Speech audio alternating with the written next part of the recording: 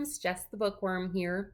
So today I want to talk about 10 tips to help support a reluctant reader. And these tips are mainly going to be focusing on upper elementary and middle school students.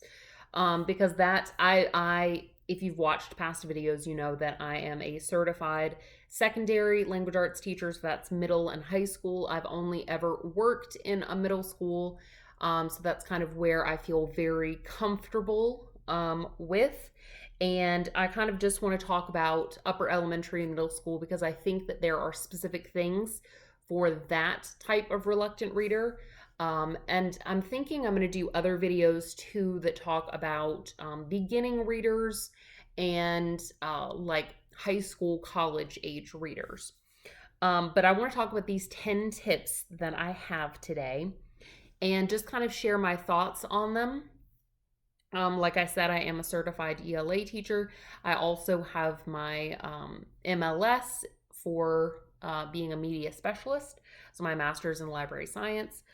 Even though I have not worked as a librarian before, I do have, a background in picking out literature and helping those students that might not enjoy reading as much. So let's get on to the tips. The first tip that I have is reading out loud to your child or to the student that you're working with. For one, it creates this shared reading experience. So as a teacher, I love doing a novel where we're reading or listening to the entire thing, or at least a portion together, because it creates that shared reading experience. We can all experience a shocking moment that happens in the text, or we can all share this moment where maybe something sad happens, or we can share a moment of confusion. And it also allows for me to be able to model good reading habits. So that would be, maybe even thinking aloud and saying like, wow, I didn't really understand that last part. Let's go back and let's reread that. Or reading something and being like, oh my gosh, I can completely picture what that looks like and describe what it looks like, because visualizing can be a very tough skill for students, especially ones who are reluctant readers. They're more likely to just see the words and just, sound out the words and not really try and make mental images, which is so important. And I just want to say kids are never too old to be read to. I think everybody enjoys having a story read to them and getting to sit back and just kind of listen and be engaged with the story. Of course, something high interest is definitely going to keep their attention a little bit better, but reading out loud to them can be such an amazing experience because you are providing that great model of being a reader yourself and also kind of sharing the struggle of comprehension with them. Using voices, I think, is also an amazing thing. I love when I'm reading a story to get into the characters and like change their voices and stuff. So it can be like a really fun, experience for the students or for the child that you are working with. And creating a fun experience is going to make them associate reading with fun, which is what we want. So this next tip seems really basic and seems like something that, okay, everybody should know this, but it's such an important tip. And that is making sure that the students have some sort of choice or have some sort of say in what they are reading. It's really effective. It allows students to pick something that fits their interest and their likes and their dislikes. And it also creates this buy-in, because if a student has picked out a book, then they're like, okay, this is the one. I had my choice of all of these. Now, okay, I picked this. I need to, go through the process of reading it. And that will be something that you'll have to work with them on, okay, you didn't like the first, page or two. Let's try and get through the first chapter before we, just put it aside and don't read it anymore, But it definitely creates a better experience. And it's a good opportunity to teach them how to figure out what they do enjoy reading. You need to read widely and diversely to figure out what you really enjoy. And I think, just giving them that option and not really pushing them and say, okay, well, you need to read this or you need to read this, but giving them, here's an option. Here you get to pick and decide. It helps them to build their repertoire as a reader. It helps them build their own likes and their dislikes about reading. Because if you have a reluctant reader, they might not even know what they like or what they don't like. They just know that reading's not for them, which we want to change. So this next tip is very important, but there is kind of a caveat to it.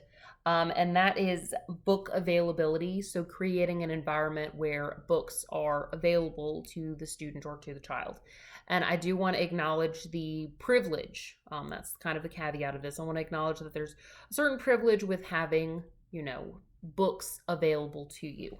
I think that, there are ways to get around this. Obviously, public library is an amazing resource. Getting a library card for you and your child is definitely a great option. Or if you are a teacher, using that media center in your school is definitely a good option. And I think it's important when you go to the library, if you're able to and they allow you to, taking out several different books and having them around in the house, not kind of tucked away, but in the line of sight, right? So that when you're sitting there and maybe like the kid's feeling bored and, I don't know what to do, maybe they reach and pick up a book, right? And maybe they can just see them and it kind of like makes them associate with, okay, well, this is something here. This is something to do. I have this as an option. So I think book availability is something that is important if you are a teacher and you're looking for books. Personally, I love library book sales. You can find some really great deals there. I've also gone to thrift shops and Goodwills, and you can find books for sometimes as cheap as 25 or 50 cents. And those can be amazing things to have in the library. Yes, they might not be the newest, newest released books, but you can find some real gems and treasures if you are looking for them. So that's just a little tip. All right, this next one is so important. And I feel like I did not do this as much my first few years of teaching, but I kind of learned as I went along. And that is being a role model as a reader for your child or for your students. Making sure that they see you reading in some capacity. I know in my classroom, when I first started teaching, it would be like, this is your silent reading time. I'm working on grading, or like I'm walking around and checking on you guys or whatever, which those are great things to do. Don't get me wrong. But I found later, if I would sit down and get my book and read some, and then at the end of, the silent reading time, I would be like, oh my gosh, y'all would not believe what happened in this book. This was crazy. They would then want to share about their books. And it kind of created this social situation where other students would want to be like, oh my gosh, something crazy happened in my book too. And it just kind of turned reading into this fun thing where then we could socialize about it, which was awesome. And I think it's also great for kids to see an adult reading for enjoyment and for pleasure so that they can see, okay, well, this can be a lifelong hobby. This can be something that I enjoy doing for the rest of my life. And so I think that's really important. When I was teaching last year, I made sure to share with my students about my reading goal for the year. And I actually would keep track on my whiteboard just of, when I finished a new book or whatever. And they knew that year that I was trying to get to 100 books. And and I would just, kind of tell them about, I got to get more books read, and tell them about the things that I was reading and just kind of like show them that reading can be really fun and really engaging and can be something that you do as a hobby for the rest of your life, a lifelong hobby. So I just think that that's important. I think that's a good way to, again, model being a good reader and a reader who shares and a reader who just enjoys the entire process of reading. So, this next tip is one that I think a lot of people know about, and that is um, offering and having graphic novels or picture books for reluctant readers. And yes, picture books can work for upper elementary and middle school students. Trust me. And they're great because you have art in the picture books and you have art in the graphic novels. That helps them to visualize and see what the author intends them to have maybe seen if they were reading a traditional novel. This is what the author would want them to be visualizing. So it helps with the comprehension. It also gives them a big boost of confidence because they'll be able to read a graphic novel much faster than they would a traditional book. They can also, it builds confidence of them just being able to comprehend the story because, again, they're having these pictures that are helping them to get through some of maybe the more challenging text. And often I've seen, or, when I've talked to students, they don't even really associate like graphic novels with reading. It's often more like, oh yeah, well, this is a comic, they don't even think that that's real reading, but it is. It is. And there's some amazing graphic novels out there that are super interesting and that go into deep topics, and they can be really important text. And I think kids need to know that that is reading, and that is fine, and that is wonderful, and we should be reading graphic novels. I just think it can definitely boost a reluctant reader's confidence. So yeah, I highly recommend graphic novels. I think they can be so engaging and so fun and just help with building up that confidence and helping them understand the plot and helping them understand, how to see the images in their mind as they're reading. So this next tip is important and it doesn't have to just be used like in a classroom. I think this is great for parents or aunts or uncles or whoever, to ask the child interesting questions. And don't like drill them with questions. What was this chapter about? Tell me about this chapter. No, make it more fun and interesting. Like, what was something that surprised you in this novel? Did you like it or didn't you like it, and why? That can be great. Just asking their opinion, asking them what they thought about it, asking them which character they would want to be friends with, ask them which character they would want to follow on YouTube, ask them which characters would have an Instagram account, something, anything, right? Just getting them to think about the text that they're reading. And again, you're creating this like social experience around a book. You're creating a fun experience where you're talking about something, you're making it an engaging conversation, and it's about a book. So again, we're bringing this always back to reading is fun. Reading can be a great hobby. And this works especially well, of course, with like a shared reading experience. So that way, you can have some banter back and forth. So if you and like your child are reading or listening to a book together, having a discussion of like which character you can't stand or which character, you think is the best, which character, did the right thing or didn't do the right thing. And it can just be a very fun thing where you're having a conversation with, your child about this novel. And, it just, again, creates that fun, engaging experience around a book. So the next tip is to look into high-low books, which basically that means high interest, low reading level books. And these are books where the writing is written on a much more simplified level, with, vocabulary that the kids are going to know. But it's not written about topics that, you would only find for, like early elementary students. These are written about topics that middle schoolers or even high schoolers are going to relate to and find captivating. And they're going to have, easily digestible language. They're going to have plot points that are easy to follow, but they're going to be super engaging for older students or older children. Some of these are like written with very lyrical language or might even be written in verse.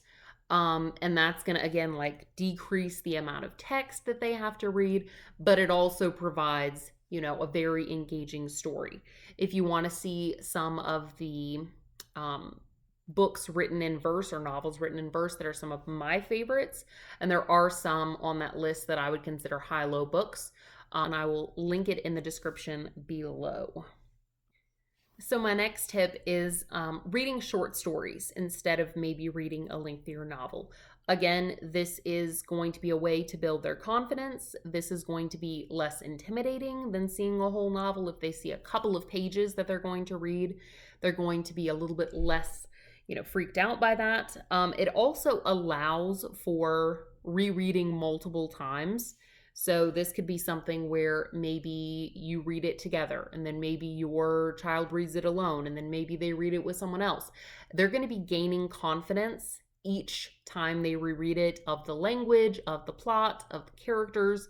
They're going to be able to focus on different things like visualizing and then figuring out, the conflict in the story. So each time they reread, they're going to pick up new things.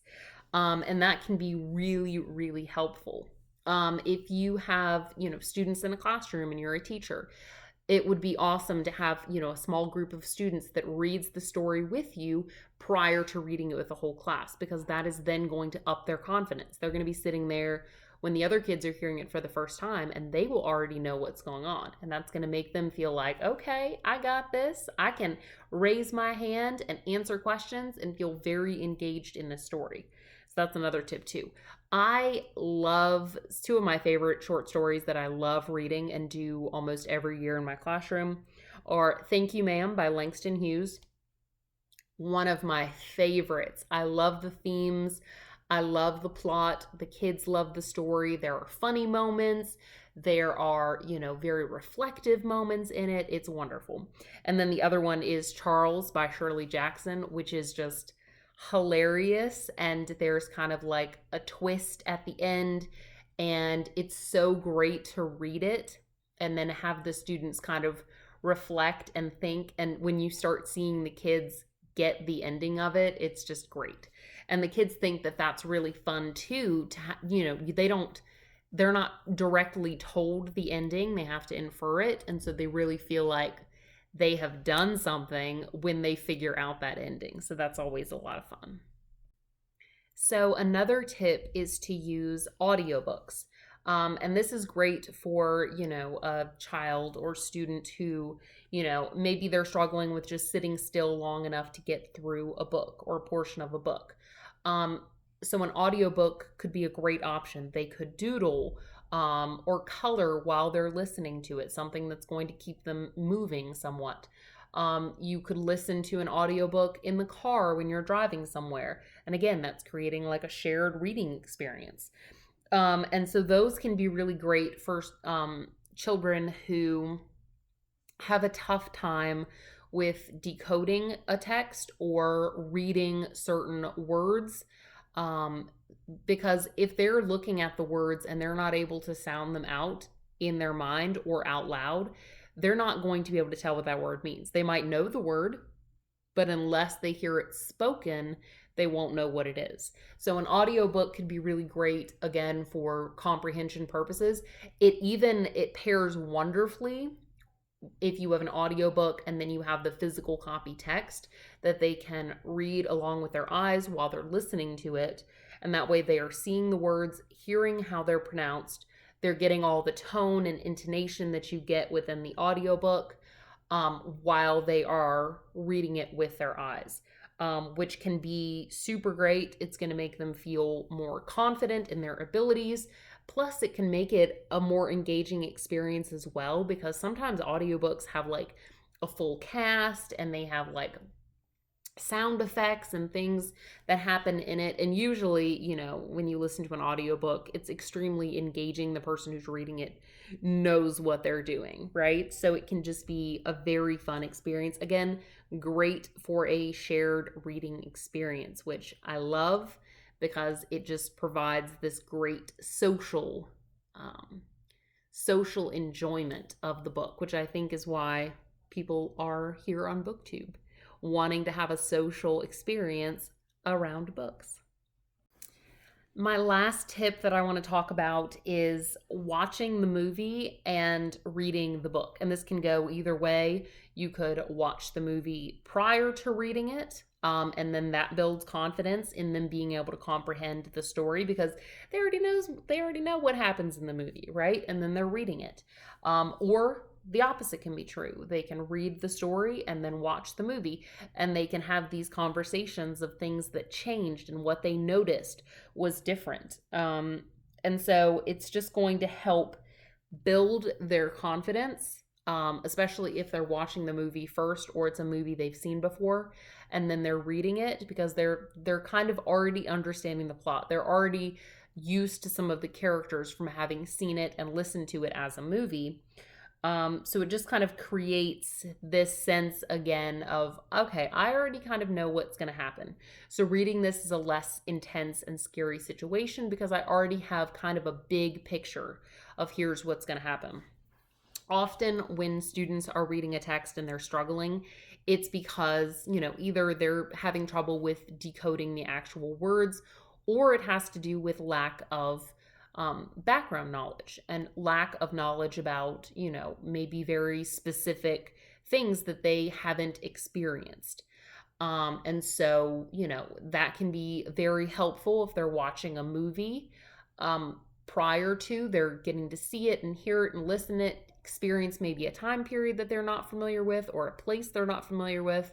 And then when they jump into the actual reading of the text, they feel, again, more confident. And I feel like confidence is something that I've talked about a lot in this video.